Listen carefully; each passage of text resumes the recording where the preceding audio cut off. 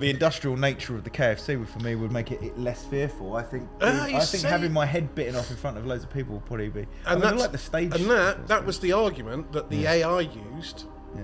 when I put it into an AI. Whereas I think, and I'm of the opinion, I think this is the right answer, which proves that artificial intelligence is bollocks. Yeah. That obviously, if you're going to die anyway, it's better to go out in a blaze of glory, Yeah. being that legendary chicken that Alice Cooper bit the head off, Yeah. than be slaughtered en masse on a quite literal industrial scale. I think you go for fame every time. Go for fame every time. Well, and that is a good way to introduce our shadowy guest today, Simon Moore. You want to do our intro, Harrison? Hello guys, and welcome to another episode of the Hellfire Creative Podcast. Today we do have a special guest, Simon. Not that special. Say hello. Hello. If you Hello. can't see him, it's because he's asked to be shrouded in Hi. mystery. Witness protection. Yeah, he can't be seen. You don't do anything on video, do you? No, I don't like doing video really. I don't like cameras pointing at me. I like to be on the other side of a camera. Yeah, that is Go, the better place to point be. it that way. Sometimes though, you have to be on the other side. You have to be at the front. You know, your voice is now known as on a podcast, right? It is. Yes, I have started doing a podcast as a an unofficial partner, all about the sports marketing business. Right. Primarily about pulling apart one creative idea and sort of analysing it, looking at it from a few different angles to see what it's made of, whether it's any good, all that kind of stuff. Cool. Please do check it out. I will do. I promise you, I will. I know you Like told me and to do it. subscribe, I think. Is the phrase Like and people- subscribe. Like and subscribe. Leave a review. Comment, share. Whenever I hear the phrase like and subscribe, I just instantly have Adam, what's his name from? Adam Curtis. No, not Adam Curtis. No, what's the? When you like and subscribe, but then something really strange happened. You know what I mean? Adam and Joe, that guy. Adam and Joe. Oh, Adam Buxton. Adam Buxton. He always has this song at the end of his podcast. It's like, Does he? Like and subscribe. It's very. You never listen to Adam Buxton. I don't think I've ever got to the end He of does one. really good interviews. I think he's great. Great Yeah. bloke. Really interesting guy. Yeah. You ever seen one of his books? No. He does this thing called Book, which is a show that he does, and it basically he takes a YouTube clip and then and he plays the clip, whatever, Yeah. it doesn't really matter what it is, and then he just goes through all of the comments Yeah. on the bottom half of the internet. He goes through all the comments and he does it all in voices, and Oh, I'll have it's to like watch that. genius, and he does it live, like to huge audiences. Oh, right. It's so funny. I like watching Limmy's. I don't watch his streams, but I like his little clips on his streams. Yeah. He always ends up going back to James Corden. He goes, I know I shouldn't, but I need to watch some. Anyway, sorry. That's fine, mate. Do you listen to any podcasts, Harrison? Yeah, not whole podcast, Do you listen to this one? but well, yeah, I've watched a few of them back, Okay, yeah. yeah. But I'll go on like Instagram or TikTok and I'll Yeah. watch like a 5-minute, or Facebook and I'll watch like a 5-minute The highlights. highlight. Yeah, I have listened to podcasts in the past. I've listened to loads, but regular, like weekly, no. But I would say I watch like 1 or 2 full podcasts a month. A month. What ones are they? Normally, like it'll be weird YouTube ones, like or TikTok ones, just funny ones. What about YouTube and about I'm trying to TikTok? think. The most recent one I watched is called the Low IQ podcast, which you know that'd be for me. It's just funny. That's good. Do you like football? Yeah. You should listen to Atletico Mints. It's It's the best football podcast It ever. is unbelievably good, Yeah. especially if you like the footballs. Yeah, if you're really into football and facts and figures and stats, that's the podcast for you, I think. Yeah, it's utter nonsense. Yeah, it's complete lunacy. But no, it's very, very good. I'd love to. Yeah, you said you wanted to start your own podcast, Yeah, I'd didn't love you? to do a football one, but I would want it to be just arguing. You know, have you seen the football That is all podcast podcasts where- are, though. Yeah, but like football ones, people just start shouting because they get so annoyed. I need to get certain particular people who would be so precious of their like their Well, players. then that's the job of a podcast host and producer is to find those. Yeah, find the things that people are Yeah. passionate about, and What would you call it? And destroy it. well, pull it apart a little bit. I think it's just, I think now and again you have to sort of go in order to see whether you like something. You need to sort of look at it from a different angle. Yeah. Yeah, that is the best. I always find that's the best way to find an idea in something is to go, right, if I hated this, Yeah. how would I see this? What do I hate about this? Yeah. Like, even if it's something you love, you go, what I don't like. Even if it's a song, you go, I hate that bit that he sings over that bit, because that'd be nice if the guitarist had his, like, the solo started Yeah. properly. Like, you know, it's finding that, it's looking at something from another point of view, or looking at it from a point of view of someone that really loved it. If you don't like something, it's, Well, I think this is, you know, certainly in my top 5 podcasts would be the Rewatchables, and I think that's what they very do good podcast. really, really well, is that they can pull something apart, they can say what's weak about it, what's brilliant about it, what's terrible about it, but they still love it. Yeah. Like, they still love that about it, but it is terrible. You know, that ability to kind of look at it from in a lot of different ways, rather than just one angle of going, I either love it or I hate it. I think it's kind of quite rare these days. Yeah, I it's just a started great listening this podcast. morning to the Witch Trials of J.K. Rowling. Have you? I've not gone involved. So what's really interesting is that it's Megan Phelps, who's now Megan Phelps something. You know Megan Phelps? He was part of the Phelps family. He was part of the Westboro Baptist Church. Oh right, yeah. And she was the older girl she that got left, out, didn't she? and she Yeah. got out, and Yeah, because she was on Joe Rogan as well. yeah, wasn't and she? now It was she's really doing. interesting. Doing this. She's working with this organisation called Free Press, which is attempting to sort of make the media look good again and like make them look a little bit rounded rather than completely partisan. That's And- going to take yeah, a lot. that's a bit of a challenge. And so this is one of the first things she's done is kind of this, because she has this kind of interesting thing, which is that for a long time in the 90s, J.K. Rowling books were burned by Christians who said they were satanic, Yeah. and now they're being burned by progressives who say they're evil. You know, and you go, what a weird Yeah, I mean, turnaround of a. I actually saw a quote from Daniel Radcliffe, and he said the things she's said of late are unforgivable, but the world she created has far surpassed her, and it's not hers anymore, or something like that. It's taken Wow. away. Yeah. Yeah. Which I think that's a really nice way of going. I still want to take the money from the Harry Potter Yeah, films I Who's was that? in. J.K. Rowling. Yeah. What's she done? She said She got some embroiled in the trans row, which we're not going to go into. We're not going to talk about it, but Let's not. we agree with whatever you think out there. Yeah. We agree with the person that's listening. We Except agree you, with you. obviously, don't agree with you. Yeah, but we don't know who you You are. know so who it's you are. fine. But yes, we're not going to get involved with that. But yeah, so I think the cast of that kind of want to still take all the money from it, but also without shouldering any of the. Yeah, of course. Yeah. Of course. So that's, which is fine. That That's fine. explains the Harry Potter, because I keep being loads of people hating on the new Harry Potter game, and I've been really Yeah. confused as to why. So that explains that it. is why. There were yeah. people Which they're buying it and burning it, weren't there, and trashing it. Yeah, which is really helpful. Let's buy it, give the money, and then not get any of the enjoyment. Yeah, that's Very strange. Yeah. But I mean, I've not played it. It does look Neither. quite good. Is it good? I thought you bought it. No, I was gonna, but then I keep waffling about going on holidays that never happen. As Yeah, well. you going to Amsterdam this weekend? No. Ah. I was gonna, but the flight's like 160 We booked quid. a Monday 'cause off I work. left it. He went, can I have Monday off and go to Amsterdam? Didn't go. He's not going now. I'm hoping to go on the 24th to the 28th of next month. Of March. Lovely. Yes. Well, that's good. And Amsterdam is a great place to But I go. really want the new Forest game. You played the Forest? What's the Forest game? It's a game. It's like a survival horror I think I game. saw a video of it A actually. new one came out yesterday, Yeah. so it's only cheap. So Simon, you're not into gaming, are you? But you do appreciate the. So I tell you what I really like, right? And I so obviously my kids play all these bits and pieces. I don't own a PlayStation. I don't own an Xbox. As But your I kids do- call you, evil. Yeah, I know, yeah, which is reasonable. But I do like things that are very, very beautifully designed. yeah. So I liked things like is it Gris or Gris? I'm never quite sure. I think it's Greek. I think it's the Yeah, French there's that pronunciation. Ori is Grey. really nice as well. I think There's that, Monument Valley I thought was Yeah. really beautiful. I thought my youngest has just got very into Samarost 3, which again I just think is this I don't really think I've seen that one. beautifully, I don't think so. just beautiful. It's like a little Apple thing. Yeah. It's only over on iPad we do stuff, but it's a really beautifully designed little game. Yeah. That's I get what you mean. just very attractive. Aesthetic games, they are. There's something about them, especially when you're playing them. Yeah. And you're running it on And something really good. I think what I've noticed from the game development, especially the indies, is that they've seen this hyper realistic, photorealistic gaming that is amazing, and they've gone, well, I don't need to make that. That's been made by someone that's got Yeah, millions and totally. millions of pounds. What can I make that looks amazing? The gameplay is amazing, Yeah, and yeah. it's completely original. Yeah, and I think if you're a kid growing up now, having only ever seen completely photorealistic.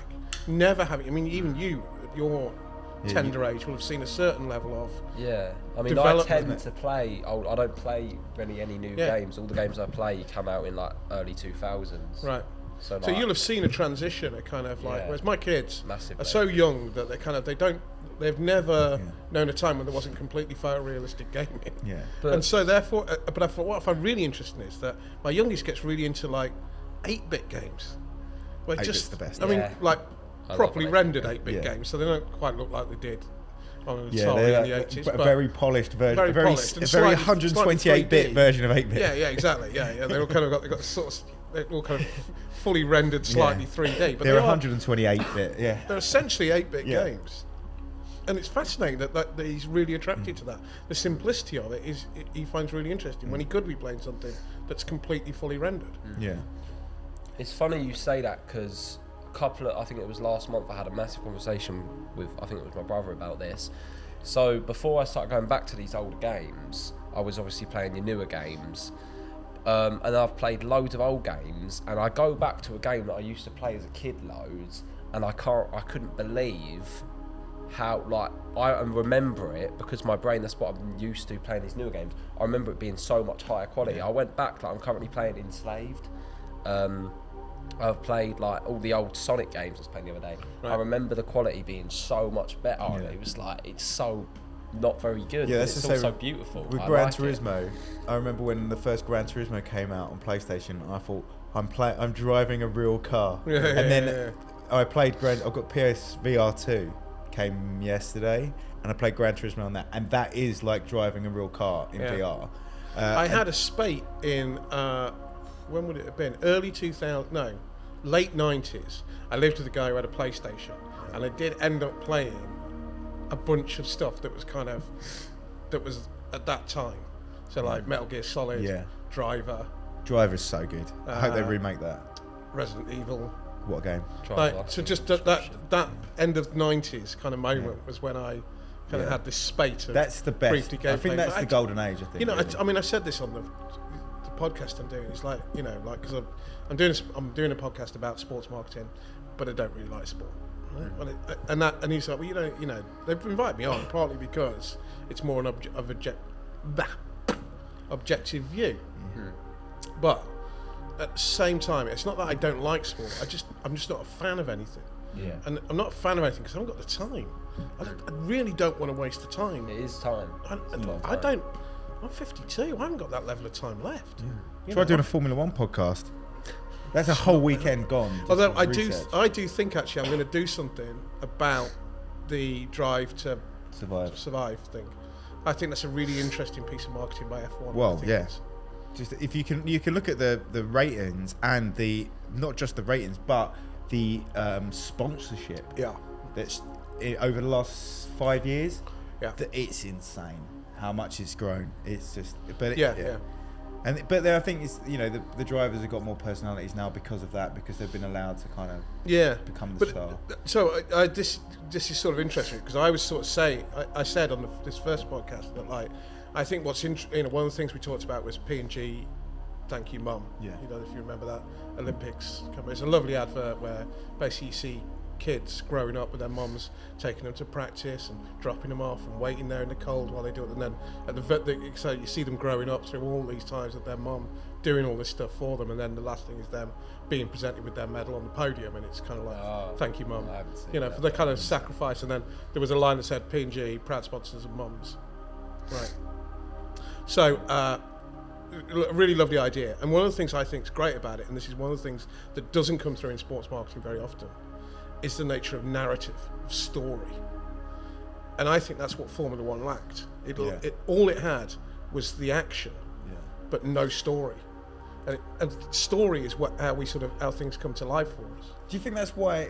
So, in 2010, 2012 era, it was Jenson Button, Lewis Hamilton, and Vettel. They were all kind of up there. Yeah. And people got into it again because there was a proper battle for it, And characters. and characters. Like Characters alone start to build narrative, and but it's we all want those stories in whatever form they are, gaming, whatever it is. We all want stories.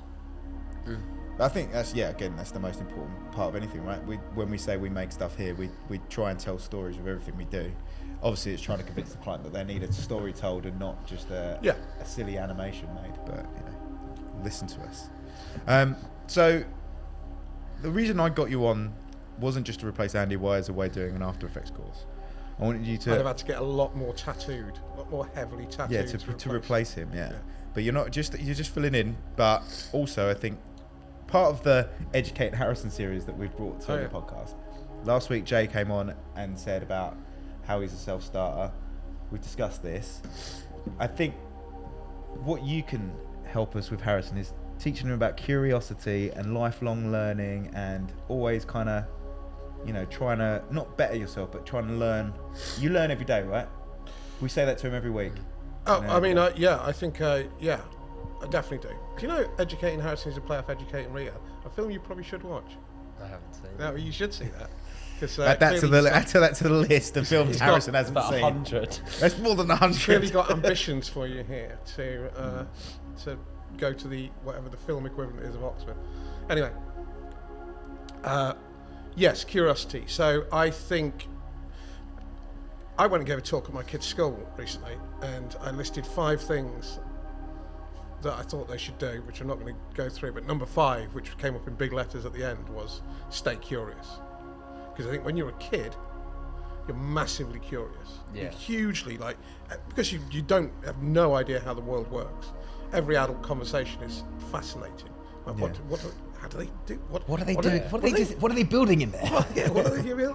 That's a Tom Waits reference. Another person you might want to check out. Yeah.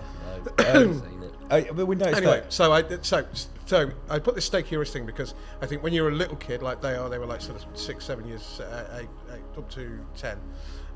They are naturally curious. They're really curious about the world. They're really trying to find out what they're into.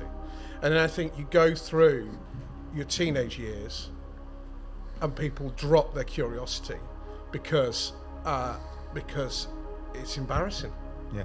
It's embarrassing to sort of make out you don't know something. You kind of have to do this sort of pose where you kind of prove that you know everything all the time. It's a kind of like mindset you have to get into. Otherwise you're showing some kind of weakness. And I think it's... it becomes embarrassing to show that you're passionate about something. Here's a really exciting thing I just read, that's kind of like weird and a bit strange and all that kind of stuff. And luckily, I think I lacked a bit of that gene, whatever it was, that went... I mean, I certainly had some of it. Don't get me wrong, I was a thoroughly obnoxious teenager. But I do think And that continued into later life. Yeah, of course, yeah. But I did lack a little bit of that gene where I was kind of like... where I wasn't embarrassed to be into something. Yeah, I think, I mean, you always retrace your steps, don't you? I mean, I kind of like, because I was good at drawing, I was really good at drawing, and that meant that art teachers in comprehensive schools in the Midlands, where most of the kids were pissing about, like, they loved me. They really, because I was that keen and I wanted to do it. And so therefore they became like these almost like mentor-like people in my life, my various art teachers. Like my art teacher from my middle school is a weird system they have in the Midlands. My art teacher from my middle school I'm still in touch with him now. He's like sent me something, when I did a piece the other day about the David Sutherland died, who was the guy who drew the Bash Street Kids for 60 years. Do you know who the Bash Street Kids are? I know who the Bash Street Boys are. Who the Backstreet Boys? Backstreet. Are they? I know who The they Bash are. Street Kids is the Beano. Is in the Beano. It's a comic strip in the Beano. What's the Beano? The Beano is a comic Oh, for right. children. Okay. Yeah, been around since- it was dying out when I was a child. Dennis Yeah. the Menace was in the Beano, Yeah, I know what Dennis the Menace is. but not the Dennis the the American Menace one. from America, because that was rubbish. Oh, Anyway. Dennis The one Menace with has always black been hair rubbish. and the red and black stripy jumper. Yeah, That's Dennis the Menace. yeah. That was in the Beano. Yeah. Yeah, and he's then that- rubbish. They're all rubbish. Dennis the Menace. It's just a gobby kid, isn't he? Eh? It's Dennis the Menace. Well, that's exactly the point, isn't it? And when you're like 7, like a gobby kid is funny. I don't read the Beano now, right? Right. Because obviously I can live with 2 equivalents of Dennis the Menaces. But when you're a kid, that's funny because like here's somebody that's breaking the rules and he's got a catapult again. He's going to break a window. That's kind of funny. So anyway, the point I was going on to make was that he sent me that my old art teacher, who stopped being my art teacher when I was 12, sent me this news late at night to say David Sutherland died, which is kind of like mad that, you know, that's a lot of years, basically 40 years. I'm still in touch with him, but I've always had these kind of great relationships. Art teachers, had them on my foundation course. I had, there's a guy I still talk to occasionally on Instagram and all that kind of stuff. He was one of my tutors when I was on my degree course. I had like a series of great bosses, like some of which that I still know, that I'm kind of quite. And so I've always had these kind of like great mentor figures that I was really lucky. And I think if you've got that, that gives you the confidence to be into the thing you're into. So you're not quite as floundering as a teenager. And a lot of your habits are made then in teenage years. If you kind of have this curiosity, if you want stuff, if you want to like know stuff and puzzled by kind of, you want to work out the world. Everybody wants to work out the world, but do you have the kind of courage and the commitment to go out and actually do it? Yeah. That's a habit formed in your teenage years. So there's still time.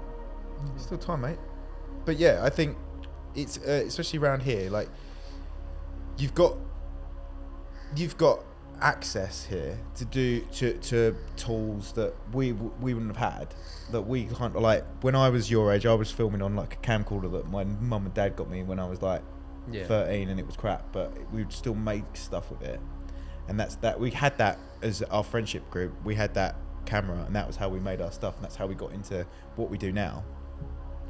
I think that was our curiosity, is that like we were the weird kids that were making films, we were the weird kids that were skating and making like prank videos and stuff. But that was from that, it was we wanted to get better at doing that, if that makes sense. Yeah. So we had that passion, and we used that passion to kind of educate ourselves with it. And it's finding, I think, especially as kids, because you're right, you're kind of told like to not enjoy stuff by the kids around you. Yeah, because enjoying stuff, you look like a loser. Yeah. It's like, you know, you're making, if you display any kind of like commitment or love of something, that's ultimately making yourself vulnerable to your peer group, who will just want to destroy you for it. It's a very hard thing, and so it just gets knocked out of you, and then you never go back to it, because you spend most of your 20s really worried about what other people think of you. And it's only by the time you get to your 30s, you're kind of already out the habit. By the time, you know, when you get into your 30s and you go, right, I don't give a shit anymore what other people think about me, I'm more than happy to get on with my life. Like, you're already out the habit of this kind of curiosity kind of mindset, and it is a mindset. It's a mindset that everybody had when they were young, because they want to know stuff, but you lose it out of fear of looking weak. Do you think that's Especially boys. Yeah. Do you, that's probably why loads of people in their mid-30s try and go back to college and university. I think so. Yeah, I think I do like learning. You're more convinced about the idea that the things you're passionate about don't need peer approval. Yeah. I mean, it's always good to have a friend that does it, that's interested in the same things, though, because then you can do it together. Yeah, but you find them, don't you? That's the thing. You find them as you go along. You don't, you know. I picked up friends throughout my entire life of people I sort of felt a sort of affinity with. Yeah. I've got a friend, my friend Brad. Me and him have both got a massive passion for new hobbies. Right. No matter what they are. Oh, he's doing snowboarding this year. He's doing his yacht masters exam now. I'm not doing that one. I can't swim. Yeah, and you can't afford a yacht. No, he can though. You can't swim? I can. Okay, well, good. I was going to say that'd be weird. It would be weird. Can you swim, Harrison? That's good. That's good. But I suppose you're quite tall. You could just touch both sides of the lip. I'm interested in one of the things you said there, which was about you've got all this facility, and I wonder whether facility is actually a detriment rather than a benefit. I've said it, and I think you said it as well, is that actually a lack of something or a lack of access can help creativity rather than an abundance of something can hinder it. I always talk about that when I started out, didn't have the best camera, I didn't have the best lights, I didn't have any lights, and everything I shot from like 2000 to 2009 was done without any lights. You know, it was all shot without lights. Maybe I had like an LED panel, or we'd be in a venue where I could use the lights, and I actually think some of that stuff looks better than some of the stuff I've done recently. But it's like how they say, don't they, that the best music always comes out of recessions. You know, because when people kind of have nothing to lose. Yeah, we have Coldplay That's when what- they Yeah, and now we get Coldplay. Yeah, yeah. Well, But there's no I just, recession I coming. think that's sort of quite interesting. I think I was probably telling you this, but my eldest is very into graffiti at the moment. He's like filling sketchbooks full of like working out how to draw letters and all this kind of, and like, it's great. I'm all for it. Anything involving drawing, I back 100%. Which of course I do, because that's what I did. And what's interesting about it, so when I was a kid, I used to like draw on people's names on sketchbooks for them, and all, on their textbooks. I'd sort of like their exercise book. I'd like, you write my name for me, and I'd do these like letters and all that kind of stuff. And I haven't got any of that anymore. But we were up at my sister's, and my sister said, "Oh, I've got one." You did. I've got it in a box somewhere. I'll dig it out. So she found it and photographed it and sent it down. It's dreadful. Like, I was probably about 11, 12 when I did that, and Francis is already doing better work than I was doing then. But, and this is the interesting thing I think is, I had one reference, which was the film Beat Street, where the kid in it draws like loads of sort of hip hop graffiti style things in a sort of notebook. Yeah. That was the reference. There wasn't around on the streets. I grew up in Stafford, not New York, but so you didn't see it around. The quality wasn't there. You certainly couldn't go and buy great spray cans or anything like that. I mean, you couldn't. So there were no books. Well, there probably were books, but I certainly didn't see any. There wasn't the internet, so you couldn't like look it up. And I didn't have the great set. He's got like some Poscas and all that kind of stuff to do really nice work. And I didn't have anyone who could go, why don't you try doing that line across there and then move that, and then it'll be a bit. And so all in all, he has an incredible level of resource. Literally has everything, like we're saying, everything at your fingertips to go and make great work. Yeah. Will that necessarily create great work? I don't know. Long term, will it create great work? I think if you just have all that capacity. It gives I think what it does offer is the opportunity to create great work. A better opportunity.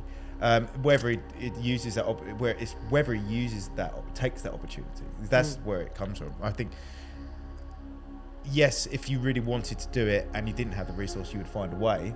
It's whether you've got the resource and whether you're passionate enough to use it.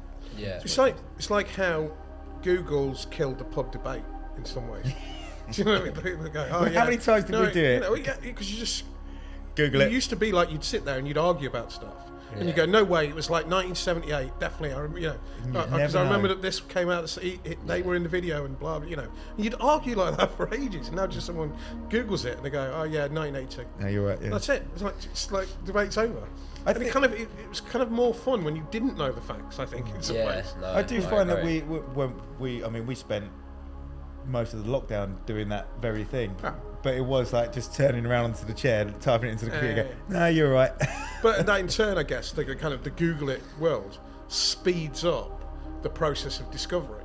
Because you go, right, Google it, but it also, that was then. And then you start looking into that, and then before you know it, you're in a Wikipedia hole spiralling downwards quickly. But full of facts, Wikipedia as well, all real just facts. Just wall-to-wall facts. Yeah. And Reddit. Reddit's full of facts as well, apparently. Yeah. Is it? I get all my. If I ever want to find out if there's something wrong with me, or like I want to get some kind of diagnosis, I go on Reddit. Yeah. Dr. Reddit. That's a bad idea. It does make life a lot more enjoyable if you use Reddit only. Actually, that's a really funny idea for a documentary. It's instead of Super Size Me. Instead of having McDonald's for every meal, you have Reddit for every. Maybe you take a baby and raise it just on Reddit. Just to see what it turns out. Wow, yeah, you could do one on Wikipedia. Only facts it's received are from one Reddit. on Wikipedia, one on Reddit, and one normal. And that's you got your. It's like a. I mean, someone's doing that experiment. Probably, yeah. Although it is legal, obviously. See, I might do that now. You've got that in my head. You're gonna go and get someone pregnant and then raise it on Reddit. Just purely on Reddit. Can't read anything else. Reddit and Twitter. Very funny, very funny. Harrison, what are you curious about? In life? In life. I'm curious about the world. So it's a big topic. Yeah, I know. For me, it's like you said earlier, everyone wants to... I forgot what the wording was, but you said something like everyone wants to find out more about the world. Yeah. For me, it's like... It does make me think when you get like an old historic question, and it makes me think like how did people live then? How, like, history. Libraries. I'm quite interested in history, but I don't ever don't ever follow that interest. No, You should do. but yeah, it's something. that I honestly, do. people found it out through great big libraries. Yeah. I wrote my dissertation at the end of my degree without the internet. Yeah. I just had to go around libraries Well, I was just thinking actually, and like, look stuff up. life before the internet, I couldn't imagine it because now you can go on Google, you can type up like almost anything, and there's Yeah. going to be an answer. Yeah. Like imagine before that was even a thing. You'd have Yeah, to, I know. you'd I have to remember go it. to libraries to get We books. lived like that. I couldn't, like, what would you want to do if you wanted to know the capital of like India within seconds? it up You'd on have the to map. So like, you know, so this, like, there's a load of stuff that has disappeared that probably like would, you know, people would have an encyclopedia in their house. That was a common thing that people had, Yeah. which is just a kind of essentially a world fact book. yeah, Is what it was. It's kind of like it would give you a breakdown on India and it would tell you what's important about India and where things are and Yeah. what's in the north and what's in the south and what the temperatures are and all, you know, what the climate's like. It would give you all of that kind of facts. People would have those. People would have a dictionary. You know, Yeah. people would absolutely have a decent dictionary. People would have in their car a road atlas. I remember when my granddad died, I had so many maps. I just took all of his maps. Some of them like just go, why has he got a map of like Kent? He doesn't live in Kent. that reminds me. My granddad has had loads and loads of. They just have maps. They do Yeah. have maps. You'd have this- Granddad's there were are these sort of curious big- people. Big AA road atlases that were sort of like, they weren't very thick, but they were like really big. Yeah. And if you wanted to get somewhere, you had to kind of work out on a What map road you had to go on. what road you were going to go on. Yeah. And that, That was, was- you know, these were sort of standard books that most people would have. The because A to you Z of need them Essex, to do A to Z anything. of London, you'd have the A to Z. I mean, London A to Z was Yeah. like. There used to be this. Here's a curious thing. So when I first worked in London and I worked in print and doing stuff, and you'd be doing like invites for parties and all that kind of stuff. Right? And what you weren't supposed to do was rip off the A to Z, right? Because it was copyrighted, and it's a big no-no. Like, don't rip off the A to Z. And in order to do that, and there's a name for these, and I can't think what they are, but the A to Z had put in some fictitious streets that didn't actually exist. They were just only on the A to Z, and that way they'd know if people were copying it, because people couldn't have done it themselves. Yeah. Because obviously there were some made-up streets on the map, so if anyone copied it, they'd know that Yeah. that person hadn't originated the map themselves. They'd just copied the A to Z, and that's how they caught people. I mean, I always heard this story, and I don't know, There was a but there name is for a it. name for. There is a name for it, Yeah. and I think Probably need to Google it. probably should Google it, but Yeah. I'm pretty sure it was a question on QI. Could well have been, I yeah. think it was yeah. QI. But I know even back when I was doing print, it was kind of like this thing where don't copy the A to Z Yeah. because you know Yeah, because I mean, could get. I, caught remember, out. I mean, I used to hate drawing maps before Google Maps when I could just trace it over in Illustrator afterwards. But Yeah. before that, it was like you scan in the A to Z, but then just draw the street that you had to that you could Yeah. use, and then the main road's coming off Yeah, of it. yeah. That's how we used to do it Yep, back in the day. Scanning. it's all there, wasn't it? Yeah. Have you You'd used have a a, scanner? you'd have a, you'd do it all in Illustrator, and you'd do it with a fat line then in white, and then a slightly fatter line behind it in black. Yeah. And you'd get this sort of perfect road shape. It's very satisfying. Very satisfying. Great. Any questions you've got for Simon? Come on, you must have some. Yeah, let me think. What if you could give me one life lesson? What would it be? Well, it would be stay curious, obviously. I mean, I think that's read. That's you know, that is the funny. Just so one of the five. Number one, when I said when talking to the kids, was read more. Read all the time. Reading ignites your imagination. It makes you think of places. It excites the visual part of your brain. You learn stuff. You connect stuff. The world starts to make more sense. It doesn't matter whether it doesn't matter how you do it. So I said this to the kids 3 weeks ago. Nick Cave's Red Hand Files. You know who Nick Cave is? He's a singer. A band called Nick Cave and the Bad Seeds. It's been around for a very long time. He does a thing called the Red Hand Files, which is where fans can write to him, and he replies in this kind of public way to some of them. You can ask him anything. And he's had amazing hits over the years. You know, he's massive all over the world, but at the same time, you know, his son tragically died. His 15-year-old son died falling off a cliff in Brighton. So there's a lot of tragedy there as well. And so he's a really interesting guy, but he has the thing called the Red Hand Files, which is incredible, which is where he talks to fans. And somebody had written in to say, I'm 13, I want to be creative, but how do I not just be depressed in this terrible world we're living in? You know, blah blah blah. And his reply was, well, you sound like you're doing pretty good to me. If you're writing to me and you're 13 and you're asking questions like this, you're doing all right. Yeah. But the one bit of it, and then he goes, but the one bit of advice I would give you is be a cultural vampire. Go around sucking up every bit of culture you can find. The biggest one, read big stuff, read small stuff, read fun stuff, read serious stuff, just read. And then watch movies, visit art galleries, etc. All of those kind of things.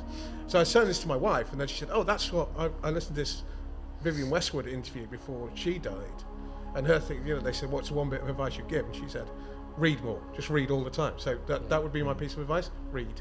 Doesn't matter what you read, just keep reading, and then try and branch out, try and push it further. You got a book that you think I should read? One book. Adrian Mole Diaries. What's that? Good way to start. It's the first book I ever read. Ever? Well, not including kids' books, right. but Adrian Mole Diaries is what I read first, and then Day of the Triffids. That's good. Well, Day of the Triffids is a great book. Yeah, Great book. Yeah, I mean, I have no idea what your reading is like. I have some favourites. American Tabloid by James Ellroy. I'm a big James Ellroy fan. I really like his stuff. He's the man that wrote L.A. Confidential. If you've ever seen that film, very good film. The Black Dahlia is another one of his films. So I really like James Ellroy, American Tabloid. You're not going to read this because you would just go, this is nonsense. But Catch-22 by Joseph Heller, I think, is one of the all-time truly great books. Just trying to mentally run through my. I'll give you one. Easy Riders, Raging Bulls. Yes, great very book. good book. If you're Yeah, into yeah, films, yeah. it's a great book, and it will just tell you what it was like, how cinema changed from these horrible studio films. Like, I'm not saying Wizard of Oz is a shit film, but it's horrible. It's so formulaic. Films went from this formulaic, like bright lights, no cinematography skills or anything, to these raw crazy films like Easy Rider, and I always think whenever I think of that, I might have read a page of that. It's upstairs. Because in film, I took film Yeah. in secondary school, and most of that was just learning about the history of film. Yeah. So I think we might have read a bit of that. I would say that's a very good factual book to read. I think that'd be a really good idea. It's That kind of always reminds narrative in me a way. of William Friedkin filming The French Connection, Yes. because when he made The French Connection, which won the Oscar in 1971 for Best Film, he had to do a scene where there was a car chase down underneath the. It looks like Chicago because it's got the elevated railway, but actually it's Brighton Beach, Coney Island kind of way Yeah. in New York. And he didn't get any permissions to do this car chase through the middle of, right. and he just bombed it down a street with like a camera strapped in to the back seat essentially, and just went for it. And when you think of it in those terms, you just go, that is insane. It's an insane thing to do. But it was that kind of like really maverick filmmaker world until Spielberg killed it all. Yeah, but then because he was part of it, and then he kind of he turned it back into a studio again. he forced it to go back to where it was, but he was part of that that like young up and coming directors that did it.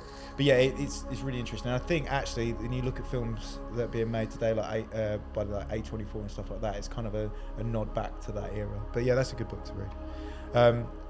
And then I think there was a book I read that includes stuff. That's it. There's a book upstairs by Figgis, something Figgis about digital filmmaking, and they talk about when they were making 28 Days Later, and how they filmed all those empty London streets and stuff, where they just went 3 o'clock in the morning on a Sunday, Right. and they went.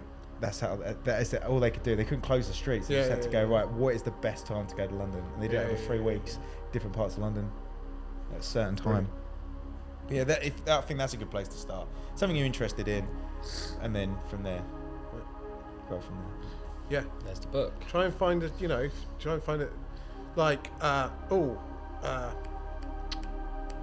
what's the Brian Clough story? You're saying you quite like film. Oh yeah, the Brian Clough story. What's Damn United? Damned United. Yeah. Read the Damn United, which again, read the book first, then watch the film. It's a good film as well. But it's all about sort of an era when Brian Clough took over at Leeds United, and it was just full of psychos, basically, just full of really hard, tough football players who were like really vicious. Yeah. Like I can't think of his name. Football player 1. Yeah, like Football Player 1 and Football Player 2. I can't remember the names. Sean Dyche. But I, if you like football, I'd definitely read that because it's a really good read. There's a few actually quite good I think football books. You know what? Actually, Cass Pennant's book. It's about football hooliganism, but it's a really good book. It's written quite well.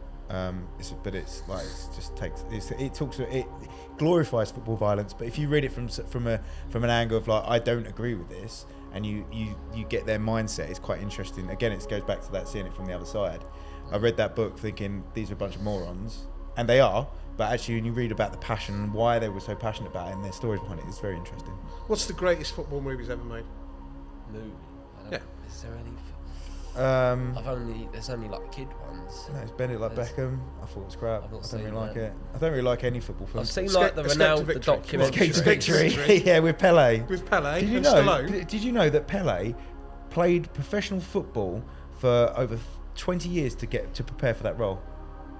Incredible. I know. That's a level of immersive Can we call it commitment. professional football? Well, Pele, Brazilian league, do you know what I mean? It's semi-professional football player.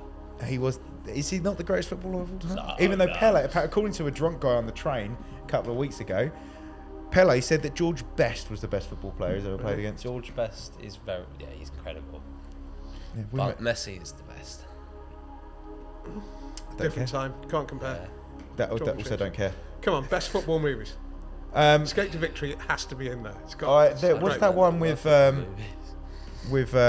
what's his name from the royal family? It's something like Mike Barrett. Mike Barrett, and he's England manager or It's quite something. good, that one. It's a bit silly. Yeah. There was another one. What's the one where he goes? Is it Looking for Eric? Yes, I've not seen it, but It's a good movie. I'll watch that. Good There's movie. I remember we used to do this thing when we were like 18 to 23. We'd buy the 6 for 20 quid DVDs from HMV, and we'd try and buy the ones that looked the worst. Right. I remember buying a Danny Dyer film where he this is so shit. Is this a football hooligan film? No, it's not. Right. Because we'd seen loads of those because of the Rise of the Foot Soldier, Rise of the Foot Soldier 2, Rise of the Foot Soldier, Rebirth, Rise of the Foot Soldier France. Rise of the Foot Soldier. That's not football. Rise of the Foot Soldier is a football violence film. Oh, maybe It's I'm the thinking worst. of another one. Is it Green Street? I've seen Green Rise Street of the is terrible as well. That's the gangster film, isn't it? Rise What? of the Foot Soldier, the one that they shot in Southend. Yeah, but it's not gangster. It's about football hooligan, really. It Yeah, starts in football hooliganism and moves Oh, up. I've only seen one of them. The one it's because my mate's dad's favourite movie. It like starts the one they filmed at Talk. I think it's terrible. They filmed loads of them. It's not Craig Fairbrass. It might be Craig Fairbrass. He's in all of them, I think and he it's plays a mental. different character in all of them. Lovely level of continuity. Yeah, but we watched this Danny Dyer. We got this Danny Dyer DVD where the premise is he wants to go and see like a cup final in Spain, but his girlfriend wants to go on holiday, so he takes his girlfriend to Spain, right? And then he sneaks off to go and watch these football matches. I think it's like a World Cup or something. And he sneaks off to go, and she finds out. What's she do? I don't know. I've just switched it off. It was so bad. Kung Fu Soccer. That's a great. Oh, that football is movie. good. That That is is an good. awesome Soccer. football movie. Yeah, that is good. Yeah, this. I mean, yeah. There's the I've seen The the Damn animation. United is really good. Damn United's Yeah. brilliant. Yeah. That's it. Football movies. What is your favourite movie ever? Of all time, I really, really love David Lynch's Wild at Heart. Never seen it. Wait, maybe somewhere you would. Have you ever seen any David Lynch film? If you name a couple, I might have. Twin Peaks. No, It's probably about as famous as it gets in David Lynch. Mulholland Drive. no. I found out. So I was listening to a podcast about with I think his name Daniel Fenning. He was David Lynch's DP from Mulholland Drive onwards. So Mulholland Drive was actually a pilot for a TV show. Right. And when it didn't get picked up, a French, I think Canal Plus, they picked it up and they had to go and film the final act. Right. That's why it's slightly different. Got weird, disjointed kind of. It's weird and disjointed anyway, but On a more mainstream way, number two, my number 2 favourite film is Blade Runner. Blade Runner. The first Blade Runner, not the 20. I I like watched- the 2049. Don't get me wrong, but the first Blade Runner, Yeah. I think is very close to perfection. I'll have to in watch film one of terms. them. I watched 2049 not last night, night before, and I must have been high or just not paying attention the first time I watched it because I just the story is completely different to what I thought it was. I was like, what's going on? Perhaps you What? just watched a different film. No, I definitely watched it. I remember I've watched it all the way through. I know all the scenes. I knew exactly. I was like, but the story, it was like I'd taken it in differently, and like the story was different. But I was it's the such a same good when film. I first watched Endgame. I watched Endgame at like midnight. Is that It was on the- Marvel? Yeah. Yeah. I watched it on its first ever run in the Yeah. Odeon. So I watched it at midnight. And I watched it again like 6 months later, and I was like, when did I just the whole thing? I was like, this is what I don't remember a single scene of this. But I Maybe think that's what. Yeah, because I saw Blade fell Runner at the cinema. Maybe it's the cinema that does it. Yeah. Maybe you just black out. Took me. I think to add 3 goes. Do you remember the Kate Blanchett film Elizabeth, about the life of Elizabeth I? No. It's a very beautifully shot, very Yeah. very well made film. I think she got a BAFTA. No, maybe she didn't. But I tried to watch that at the cinema on a late showing, having drunk quite a lot. Fell totally asleep in the Yeah. cinema, and then tried to watch it at home. And equally fell. It took me 3 goes to watch Oh, that it happens film. to me a lot. It's the worst. I watched the. Do you know The Irishman? Yeah. Yeah, I've seen That took me. Wait, No. That's the one I haven't seen. I You haven't seen The remember Irishman. You've seen The Kingsman. this. Oh, no, I've you've seen The Kingsman Gentleman. And I've seen The Gentleman. He gets The Gentleman and The Irishman mixed up Right. because Very- Colin very Farrell. I did think it. I have seen The Irishman. Irishman is the longest, most boring film I've ever seen ever. And for Martin Scorsese to slag off Marvel films after releasing The Irishman, I Right. feel like it's a bit of a. It's not his finest hour, No, it's not 4 hours actually, mate. is it? It took him 3 sittings to I watch haven't it. seen that. It's Right. 4 hours long. Yeah. That's outrageous. Thank you, Simon, for coming on. Oh, to the you're podcast. welcome. Is that it? We're done. We can carry on if you want. Oh, I You don't- got anything? I Any more don't mind. questions for Simon? Off the top of my head. Okay. Number 3 was The Sting, Paul Newman, Robert Redford. Never seen it. Again, a really amazing. It's kind of like rings a bell. It's a great film that sort of sets up the idea of the hustle and the long con. It kind of like really establishes a lot. Basically, And you love you'll those watch films. it. You'll watch it and What's go, that? You love the hustle films, but you like heist films, but you prefer when they've got magic involved with them. No, that's so. Because you like the what's it? I like Now You See Me Too, but which is a like, it's heist so- film. it is with fundamentally magic. a heist film. I like Money Heist. Seen Money, that? I've not seen Money Heist. That's Netflix, isn't it? Yeah, it's I've not seen brilliant. Oh, is that the With the mask. Spanish thing with Yeah, all wearing the Spanish. Salvador Dali masks, aren't they? Yeah, it's a series. Yes, I It's watched excellent. a few episodes of it, and I sort of thought this is intriguing, but then didn't end up going back to it. I don't know why, but it's on like series 3 or something, isn't it? I've never There's seen it. 4 That- seasons now. That heist is going on a Finished. hell of a long time. No, there's 2 heists. Oh, okay. To spoil it for I you. tried to watch that Kaleidoscope, and I think because it's so disjointed in the way it's presented, I kind of don't feel like I have to go back straight away to find out what happens next because I know what happens next isn't what happens next. Yeah. So, but yeah, that's really well made as well though. I'll tell you what, I've been trying to, I was trying to look for a film to watch last night, Yeah. but thing is I don't have Paramount and we've only got Netflix, and I Only. could probably watch other things, but, well no, because I did have Paramount, I just found out, I always say I don't have it, Yeah. we was on a free trial that whole time and no one Ah. told me. Yeah, I've been looking for a film to watch. So if you can both each give me a film each you think I should watch and that I'll enjoy. So I'm trying to watch new films because I don't ever Blade watch Runner films. 2049. Blade Runner. Right. Or No, just Blade Runner the first one. Watch the Yeah. first one because I'm otherwise just saying the ones that were on Netflix. You know. It's not Blade Oh, Runner's right, not the okay. first one. On Netflix. I'll find what I can watch it on my computer. Okay. So any Blade film. Runner then.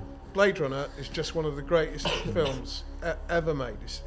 It's a thing of beauty, and yeah, I cannot recommend it highly enough. And Sicario, I'd watch as well. What's that? It's a Sicario. It's about cartel. It's actually a revenge film, but you don't really find that out until very, very close to the end of it. But it's about the cartels and stuff. Wasn't the last Tony Scott? Was it Sicario? No, that was it was Denis Villeneuve. Denis Villeneuve, of course it Yes. was. Yeah. Who did Dune and Blade Runner 2049. Yeah. No, of course. Dune as yeah. well. My dad And it was told me to Deakins watch as that well. the Who other did day. Deakins did Sicario as well. Yeah, you're obsessed with Deakins. At the moment, yeah. He's read the book of Deakins, or the 3 pages of text in the photo book that's upstairs. Well done. It's a start, It's a start. Everybody starts somewhere. What's the one film you'd recommend for me to watch? Film. Now You See Me Too. Seen Wolf of Wall Street. Seen it. That is a fantastic film. It's man. great. No, it's so good.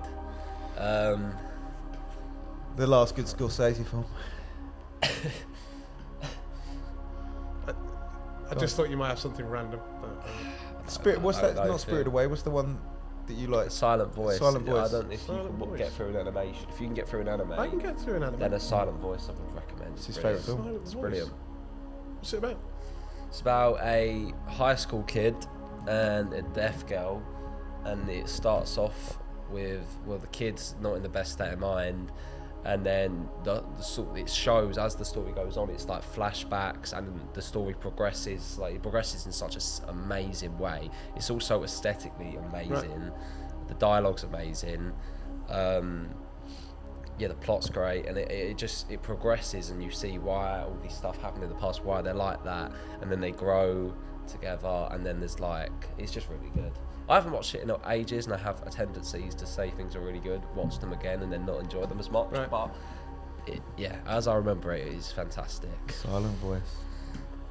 If you do watch Blade Runner, I would say bear in mind that you'll go, oh, this just looks like, but he did it first. Right. The most amazing thing about it is he did it first, and he did it out of necessity. As far as I know, this is true. He did it out of necessity. So as this kind of what we now call neo-noir, which is kind of like rainy, dirty city streets at night with lots of neon catching lots of glistening pavements and lots of smoke and all that kind of stuff. And he did it, this as far as I know, is because he filmed it on, and that's everywhere. Every film looks like that. Right? but he did it because he had the backlot Warner's, I think it was, to work with, which was in New York set, and they put up all this futuristic stuff, and it just looked crap. So they did. So as far as I know, they did it at night, where just the neon would pick stuff out with lots of smoke and lots of water, and it ended up absolutely defining a genre. Weirdly, by accident, he ended up defining a visual genre.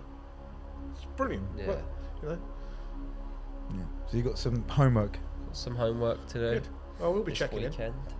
Cool. Anyways, I think that's a wrap. Thank you guys for watching. It's been brilliant. Come back next week. Thank you, Simon. You're Thank more you, than welcome. Simon, for coming on. Remember to like, share, and subscribe. Yeah, like and subscribe. Like and subscribe. Leave a review. All of that. It's been brilliant. Cheers. Goodbye.